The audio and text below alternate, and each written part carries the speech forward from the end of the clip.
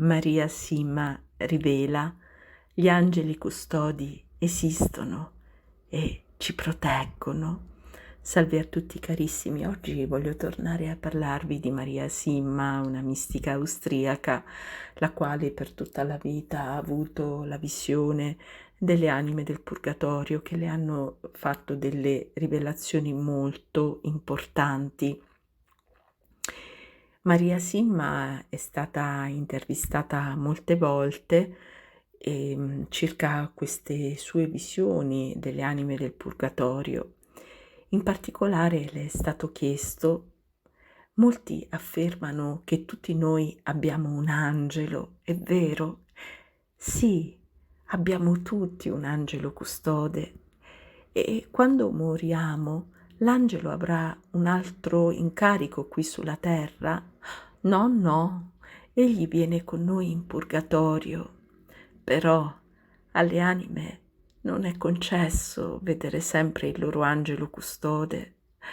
Oh, le è mai successo allora di vedere insieme ad un'anima del purgatorio anche il suo angelo custode?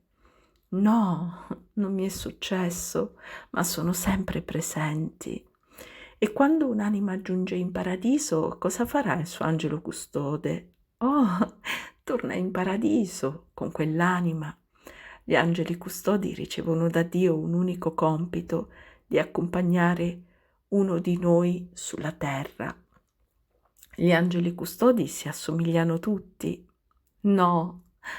Un veggente degli angeli, che ritengo persona affidabile, mi ha detto che alcuni sono impetuosi mentre altri sono più tranquilli.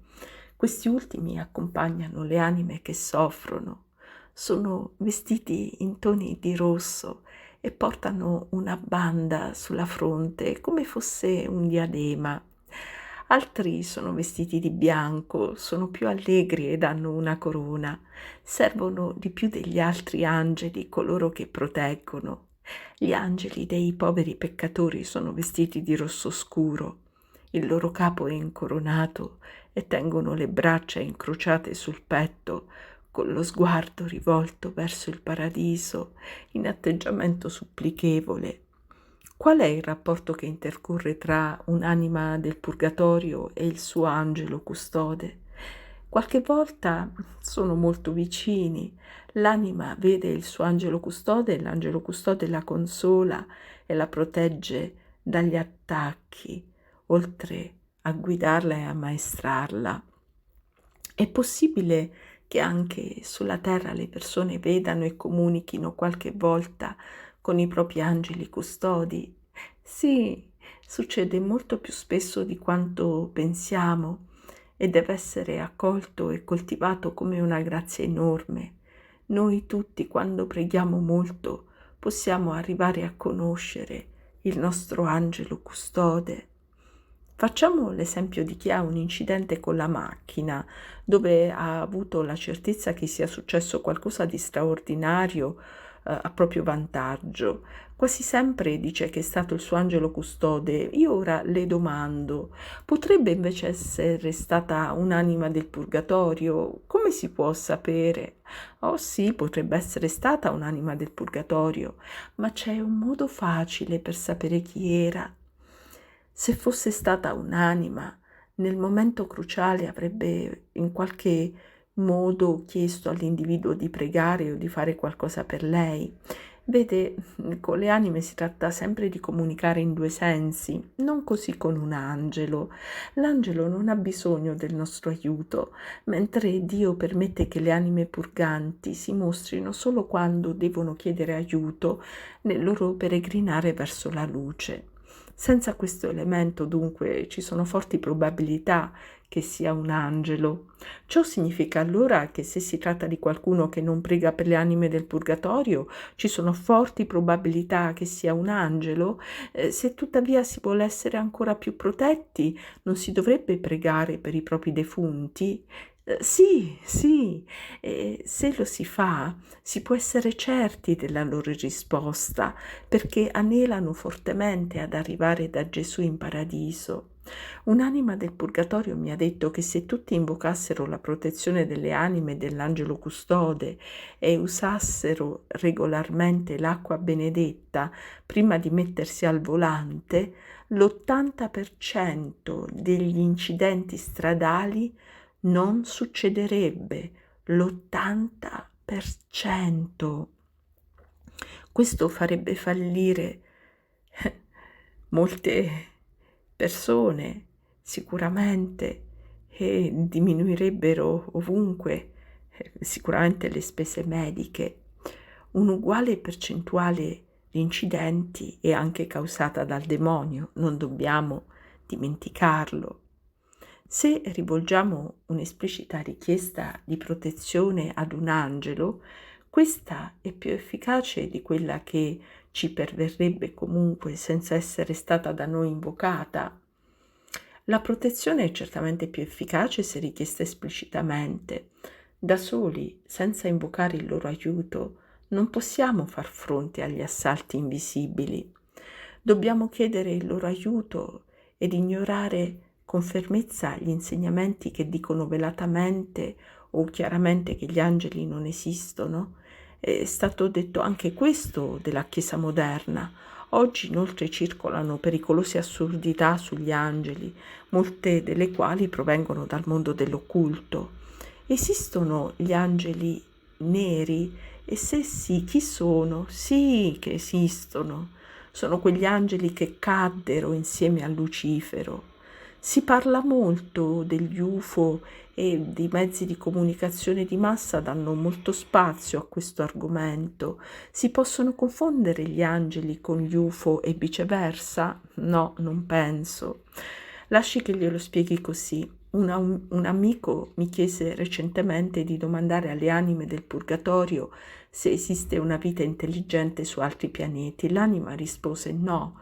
Non c'è dunque vita intelligente su altri pianeti, ma ciò non vuol dire che tutti quegli avvistamenti e quelle storie di rapimenti non siano vere. Non è nelle intenzioni di così tante persone mentire su questo argomento, ma c'è un'altra spiegazione. Cioè, se nell'universo non ci sono altre forme di vita intelligente, e qui vorrei aggiungere che chiunque con una profonda conoscenza e fede nelle sacre scritture concluderebbe allo stesso modo, tutti quegli avvistamenti sono opera di Satana. Satana vorrebbe che fossimo molto curiosi. Quale modo migliore ci potrebbe essere infatti per condurci fuori strada se non quello di farci rincorrere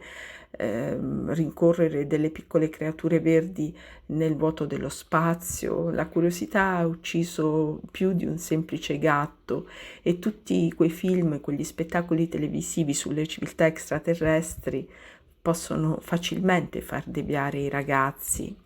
Abbiamo tutti un solo angelo custode? No, il veggente degli angeli mi disse che i sacerdoti e le suore ne hanno uno in più e lo stesso vale per i medici. Se solo i medici invocassero l'aiuto dei loro angeli, molti di noi starebbero molto meglio di salute. Sì, i vescovi ne hanno di più ed anche il Papa. Chi è l'angelo più importante per noi e per le anime del purgatorio? San Michele Arcangelo è l'angelo più forte contro ogni forma di male. Dovremmo chiedergli più spesso di proteggere non solo voi, ma anche le anime del purgatorio. Dovremmo chiedergli ogni giorno di proteggerci insieme ai membri vivi e defunti delle nostre famiglie. Questi ultimi ne sarebbero così grati. Il suo è un caso di rivelazione privata attraverso le anime del purgatorio, esatto, sì. Ci sono anche casi di rivelazioni private attraverso gli angeli? Oh sì, ce ne sono certamente. Uno di questi casi più noti è quella di una donna austriaca che ha fondato proprio una comunità sulle opere degli angeli. Ehm, Oggi questa comunità si trova ad essere molto attaccata, come lo è del resto tutto ciò che molte volte dispiace molto al maligno. Le accuse che molto spesso vengono fatte a questi movimenti religiosi che sono molto fervorosi nella loro pratica, chiaramente sono opera di Satana, però la Madonna si prenderà cura di tutto questo, di coloro che vivono nella luce, nella vera fede e nella preghiera fervorosa e nella fede pura e sincera. Se qualcuno percepisce e a volte sente e vede il proprio angelo custode, può arrivare a conoscerlo come si fa con altri amici? Sì, sicuramente. Molte persone oggi conoscono il nome del loro angelo custode e lo chiamano in aiuto ogni giorno per essere protetti e guidati. Nella preghiera possiamo discernere la presenza del nostro angelo custode e discutere con lui.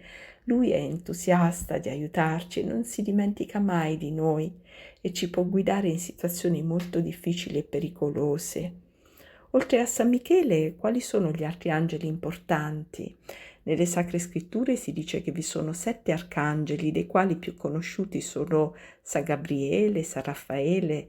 San Gabriele è vestito come un sacerdote, agisce specialmente per chi prega molto lo Spirito Santo. È l'angelo della verità e nessun sacerdote dovrebbe lasciare passare un giorno senza chiedere l'assistenza di San Gabriele. San Raffaele è l'angelo della guarigione. Aiuta specialmente i sacerdoti che confessano molto e i penitenti stessi. Anche le persone sposate non dovrebbero mai dimenticare San Raffaele. Indossa una specie di gonnellino e una cintura nella mano destra e tiene qualcosa che somiglia a uno scettro. Dovremmo spesso invocare questi 2 grandi angeli perché vengano in soccorso di altre persone tutte le volte che è necessario. Oggi il loro aiuto è necessario più che mai, perché il mondo naviga nella menzogna e nella sofferenza per i peccati non confessati. Ci sono poi i 9 cori che formano 3 gerarchie, i serafini, i cherubini, i troni, le dominazioni, le virtù e le potestà, i principati, gli angeli e gli arcangeli. Non dovremmo mai tralasciare di chiedere la loro intercessione. Esistono angeli neutrali, cioè angeli che non sono né cattivi né buoni e che non servono né Dio né Satana? No, non esistono angeli neutrali o sono rimasti accanto a Dio per operare il bene per Lui oppure sono caduti con Satana e per Lui compiono il male.